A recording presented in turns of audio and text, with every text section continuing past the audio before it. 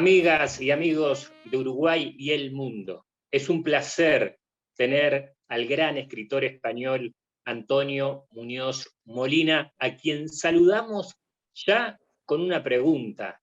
¿Qué significa la vida de Onetti justamente en su propia vida? Pues hola. Una cosa muy sencilla.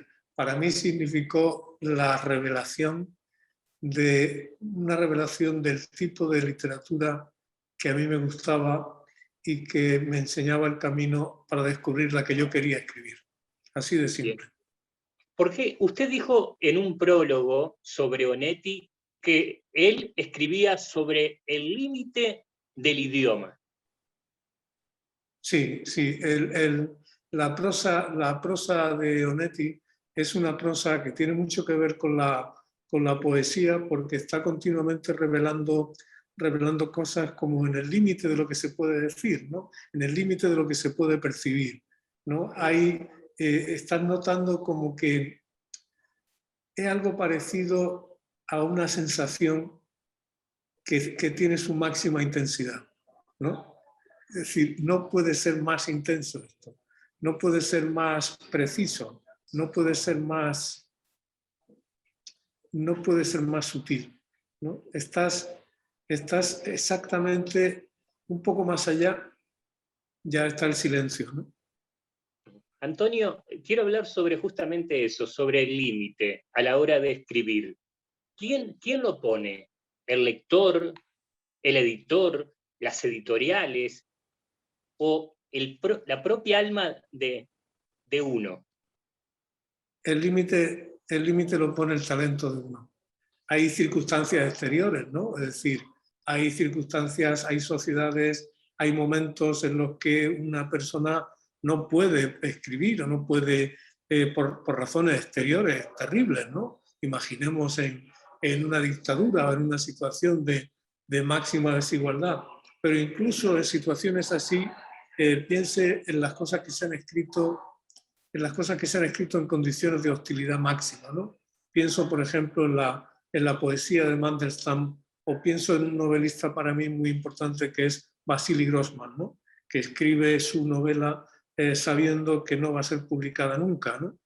Pero el único límite verdadero es el del propio talento y el de la propia integridad. Es decir, y eso no tiene que ver solo con la decisión, con el coraje, ¿no? Tú puedes, por razones de muchos tipos, tú puedes escribir por debajo de tus capacidades, a lo mejor en un momento dado, porque imagínense que necesitas dinero para algo o lo que sea, ¿no? Pero el límite es el talento. Hay veces es el talento y el azar, porque hay historias que dependen del azar, ¿no? El propio Onetti, cuando él describe cómo se le ocurre la vida breve, ¿no? En su apartamento de Buenos Aires, eso tiene que suceder, eso tiene que llegar, ¿no? Puede no llegar. Es decir, que hay un elemento de azar. Pero una vez establecido ese elemento del azar, hay otra cuestión que es el talento. Es decir, que puede que su talento no llegue a donde uno quisiera, ¿no? Porque, no sé, pero está el azar, está por supuesto el adiestrarse en el sentido de ser lo más riguroso que se pueda, ¿no? En la escritura y la lectura. Pero hay el límite, insisto, que es el talento, que es que a lo mejor tú no puedes ir hasta donde quisieras ir. Tengo que ir a la primera. Tengo que ir a la primera pausa, pero quiero preguntarle algo. ¿Qué pesa más? ¿Qué pesa más? ¿El talento o justamente el azar? El talento muchas veces consiste en saber aprovechar el azar. Joyce para mí es un maestro en muchas cosas, ¿no? Él decía, todo lo que necesito me lo suministra el azar. Señores, estamos, y lo digo nuevamente, y es un orgullo tenerlo con nosotros, al gran escritor español Antonio Muñoz Molina. Hacemos una breve pausa intentamos conocer un poco más sobre el escritor y también, como hacemos con cada personaje, el alma de la persona.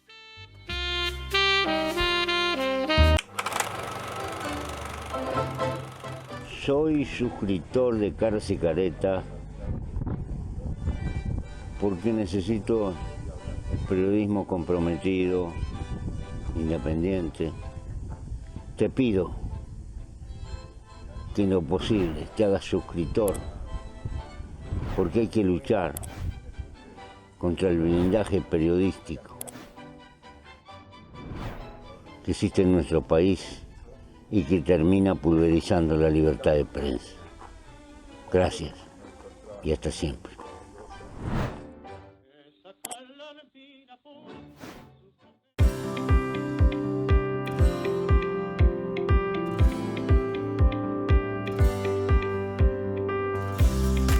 Da vuelta, ahí, tan.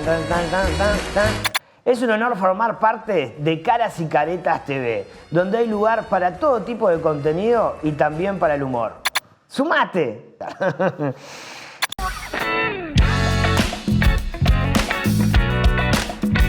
No se pierdan Último Bondi, una producción del colectivo Más Igualdad. Último Bondi. Míralo por Caras y Caretas TV. Si cada tanto te morís de espanto y casi miras como distinguido, si cada tanto acunas... Estamos con Antonio Muñoz Molina y quiero ingresar sobre su última novela, ¿Volver a dónde? ¿Y por qué uno siempre vuelve atrás, al pasado, y no miramos al futuro? Bueno, la pregunta del título del libro tiene un poco de trampa, ¿no? Porque la pregunta surge del final de la pandemia, cuando termina la pandemia, cuando termina más que la pandemia el estado de excepción, ¿no? Y uno piensa, ¿vamos a volver a qué? ¿Vamos a volver a lo anterior a la pandemia, ¿no? Pero ¿cómo se vuelve? ¿De verdad queremos volver? ¿Queremos volver a todo lo que había antes de la pandemia? Y luego hay otra pregunta que es más general, que es la pregunta del pasado, ¿no? Es decir, dado que el presente muchas veces es tan hostil, ¿no? tan difícil, tenemos, sobre todo si empezamos a cumplir años también, la tentación de volver al territorio de la memoria o de la añoranza, ¿no? Y eso es algo que yo también exploro en el libro, ¿no? Pero si uno vuelve de verdad a la memoria del pasado lejano, también se da cuenta que ahí no hay donde volver. Es decir, que ese pasado, hombre, hay nostalgia, claro, que es la nostalgia de lo que se ha perdido, de las personas que has perdido o cosas así. Pero para mí la única posibilidad, y eso tiene que ver con lo que usted dice, es volver al porvenir. Quiero decir, volver a un porvenir que se quedó descartado porque se eligió un modelo de desarrollo económico consumista que se está viendo que por una parte genera una desigualdad inaceptable y por otra parte está generando una crisis climática destructiva, ¿no? Entonces, ¿dónde volvemos? Para mí, volvemos a los proyectos civilizados de sostenibilidad y de justicia, ¿no? Y de una cierta también, algo que sí había en el pasado, que yo recuerdo y cuento en mi libro, un cierto sentido de la austeridad, ¿no? Es decir, la idea de que los recursos, la idea de que los recursos son limitados y tienen que ser bien administrados y bien aprovechados, ¿no? Esa idea era crucial en el mundo anterior al consumo, ¿no? Es decir, era en ese mundo en el que yo crecí, no había nada que fuera ilimitadamente disponible, ¿no? Nadie pensaba que el agua fuera ilimitadamente disponible, ni la electricidad, ni nada. Y por lo tanto había una conciencia de la limitación de las cosas, una conciencia del valor, ¿no? Y eso, siempre me acuerdo de un amigo uruguayo, cuando precisamente uruguayo, alguien que yo conocí en los años 70, cuando empezaron las primeras dictaduras y todo eso, ¿no? Y él me decía una cosa que he pensado siempre, decía, yo aspiro a un subdesarrollo digno, ¿no? Es decir, y yo entendía esa, y me sorprendió lo que me dijo, ¿no? Pero yo entendí eso y lo he pensado muchas veces, decir, tenemos que, claro, necesitamos un desarrollo para que el máximo de personas puedan vivir dignamente, ¿no? Pero para que el máximo de personas puedan vivir dignamente, no puede haber despilfarro, ¿no? Exactamente. Entonces hay una conexión entre la justicia y la sostenibilidad. Y eso para mí es cada vez más importante, ¿no? Yo creo que la pandemia, el libro nace de la conciencia de que la pandemia es un experimento forzoso en tiempo real, ¿no? Que es el experimento de prescindir de una gran parte de las cosas que se dan por supuestas, ¿no? Es decir, viajar ilimitadamente, ir de un lado para otro. De pronto tuvimos que parar, ¿no? Y en el parar, aparte de las cuestiones específicas de salud, hay también una oportunidad casi filosófica de decir, ¿qué está pasando aquí? ¿Cómo es posible que en el centro de la ciudad, que era inhumano hasta hace nada, yo pueda ir paseando por el centro de una avenida o un niño pueda aprender a montar en bicicleta en el centro de una avenida de Madrid, ¿no? Esa pregunta, por supuesto que uno quería que dejara de haber enfermos pero esa pregunta no podemos no hacerla, ¿no?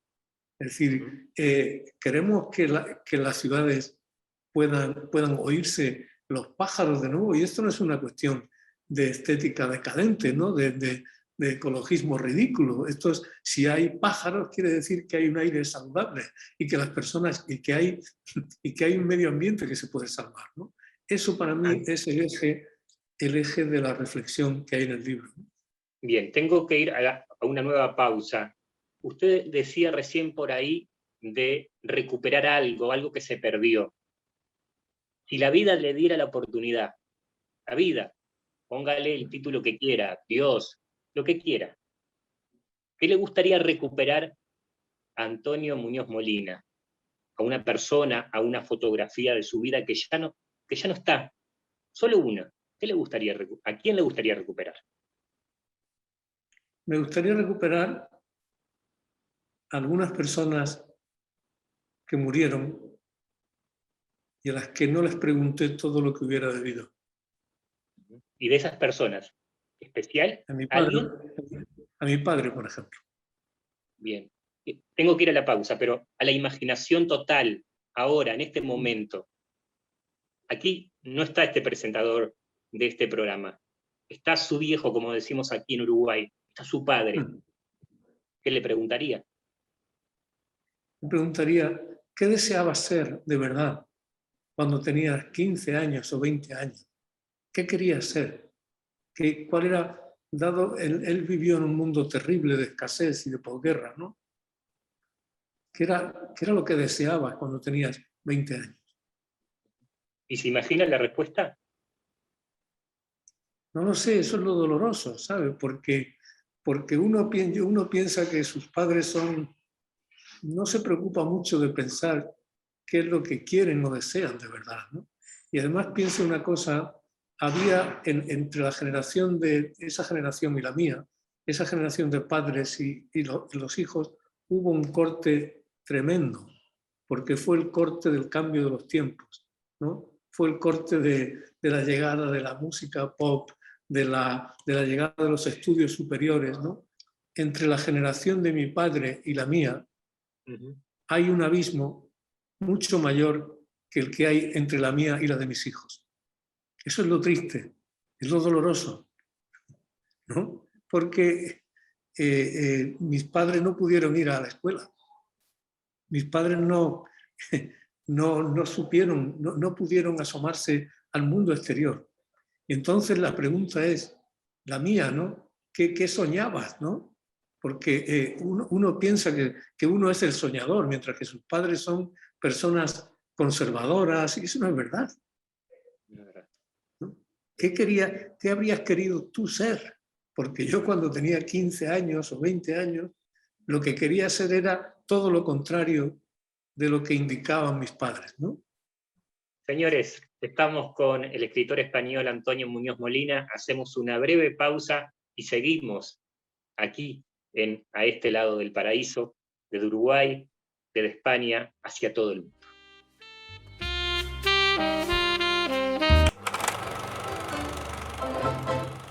Soy suscriptor de Caras y Caretas porque necesito periodismo comprometido, independiente. Te pido que en lo posible te hagas suscriptor, porque hay que luchar contra el blindaje periodístico que existe en nuestro país y que termina pulverizando la libertad de prensa. Gracias y hasta siempre.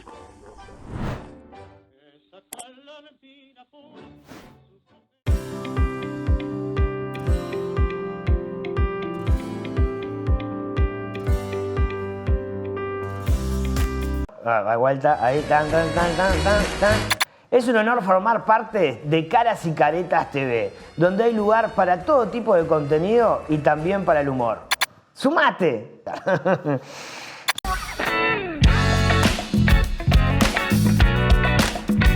No se pierdan Último Bondi, una producción del colectivo Más Igualdad. Último Bondi. Míralo por Caras y Caretas TV. Si cada tanto te morís de espanto y casi miras como distinguido, si cada tanto... Antonio Muñoz Molina, usted me llevó a un territorio que es brutal, es cruel, pero a la vez tiene eso, ¿no? de hermoso, ¿no? De recordar a esas cosas que ya no están, tener ese diálogo que no se dio nunca, tal vez con su propio padre. Pero yo le quiero preguntar, ¿se atreve a hablar cuando llega la noche? ¿Se atreve, tiene esa valentía, esa rebeldía de hablar con el propio Antonio Muñoz Molina? Bueno, a veces uno tiene más valentía que otras, ¿no? Pero piense que el trabajo que yo hago tiene mucho que ver con esa interrogación, ¿no? Es decir, que muchas de las cosas que uno escribe proceden de una interrogación a veces incómoda a uno mismo, ¿no? Porque cuando hablábamos de Onetti hace un rato, yo le hablaba de esas cosas como del límite, ¿no? Del límite de lo que se puede sentir o decir, ¿no? Y también cuando tú escribes, también tienes que enfrentarte a una especie de espejo, ¿no? Porque hay un poema de García Lorca, uno de los últimos poemas que Federico García Lorca escribió, que se titula El poeta dice la verdad, ¿no? Sí. Yo creo que el escritor, el artista, llega un momento en que dice la verdad. Y decir la verdad no quiere decir que cuente cosas íntimas, que sea impúdico ni nada de eso. Decir la verdad quiere decir que escribe plenamente con lo que es del todo, no con quien quisiera ser, ni con su figura pública, ni con nada, sino con eso que es íntimamente, inconfesablemente, ¿no? Con eso que uno es cuando estás dormido y soñando, por ejemplo. Entonces, esa interrogación creo que es fundamental para el escritor, ¿no? Entonces, digamos que parte de mi profesión consiste en esa interrogación. Bien. Ahora, usted se encuentra en un hotel ahora, me dijo. Ahora baja y en el café del hotel hay una mesa, hay 2 sillas. ¿Con quién le gustaría encontrarse? ¿Con qué escritor, puede estar vivo o no, le gustaría tomarse un café ahora, en este mismo momento? ¿Saben con quién? Ya puestos. Con Idea Vilariño. Ya que estábamos en ese mundo, ¿no? Yo tuve la suerte de conocerla hace muchos años y nunca olvidaré ni su voz ni su mirada, ¿no? Y su poesía, hablando de esa pregunta y de esas cosas del límite, creo que es una poesía también de llegar al máximo que se puede llegar. Hay un poema suyo que se titula Ya no. Sí, sí. Y como estamos así en confianza, le diré que el último verso de ese poema es el título de un libro que estoy intentando escribir este verano, que se titularía, si llega a existir, eso no se lo he dicho a nadie, ¿eh? Pues, como estamos en Uruguay, tengo esta tranquilidad, ¿no? Se titularía No te veré morir, que es el último verso de ese poema. No te veré morir. Y hablando sobre la muerte, Antonio, usted tiene 66 años. ¿Cómo se lleva con ella? Yo soy muy racionalista, ¿sabes? No tengo creencias religiosas ni nada de eso. Y yo creo que es un hecho, hombre, depende, ¿no? de si llega con sufrimiento o con injusticia o con lo que sea, pero hay algo que viene de los antiguos, ¿no? Que es la aceptación de la desaparición. En algún momento no sé dónde hablo yo de eso recientemente, hay una cosa que me irrita profundamente, es por ejemplo en filósofos como Unamuno, ¿no? Que hablaban de que no aceptaban la idea, que les ponía furiosos la idea de morir, de desaparecer. Es decir, ¿por qué? Te ha tocado un tiempo, ¿no? Hay mucha gente en el mundo. No eres tan importante. Pues habrá que irse en un momento dado. Habrá que irse con elegancia, ¿no? Si fuera posible, ¿no? Mi padre murió con 75 años y murió mientras dormía, ¿no? Y yo muchas veces pienso en esa muerte, ¿no? Y pienso que no estaría mal irse así. Creo que hay que irse. Hay que disfrutar todo lo que se pueda. La prolongación artificial de la vida me parece un crimen, ¿no? Hay una cosa que me parece muy obscena, que es todos estos multimillonarios que hay ahora que están todos queriendo investigar para vivir 150 años. Dice, 150 años, ¿para qué? ¿Quieres vivir tanto tiempo, no? ¿Quieres seguir disfrutando de tu superyate? ¿Quieres ir a la luna? Hay que tener, creo que hay que tener la modestia de saber irse, ¿no? Igual que habría que tener la lucidez, quizás, de saber callarse cuando uno comprenda que no le queda nada que decir, ¿no? Hay que callarse, quizás, ¿no? No pasa Antonio, nada por callarse. Sí, a veces el silencio vale más que 1000 palabras. ¿Y cuánta verdad? Claro. En el budismo hay una expresión que se llama el noble silencio, ¿no? Que es cuando uno calla, porque es mejor callar que decir cualquier cosa, ¿no? Si recibes a veces un insulto estúpido, ¿no? Lo mejor es callar. Antonio, la última pregunta de este programa es, nos vamos, pero ¿le gustaría volver? ¿Y le gustaría volver a hacer la misma historia en la próxima vida? No. Yo creo que el porvenir... Buñuel decía que él quería resucitar de vez en cuando, salir de la tumba y comprar un periódico y leer el periódico y volver a la tumba, ¿no? Pero claro, ya no se pueden comprar periódicos casi. Es cierto. Entonces, yo creo que el porvenir lejano, el porvenir de después de nuestra vida, sería demasiado aterrador para nosotros, ¿no?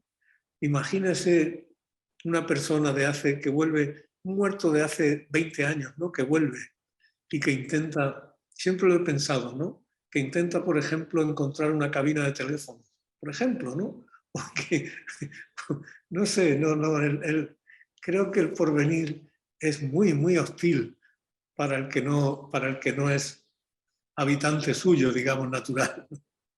No quiero volver. Antonio, gracias por este encuentro con Uruguay, a seguir escribiendo y de corazón gracias por tantas historias. Muchísimas gracias a ustedes por su interés. Un abrazo. Un abrazo muy fuerte. Nos volvemos a encontrar en 7 días con otro personaje de Uruguay y el mundo.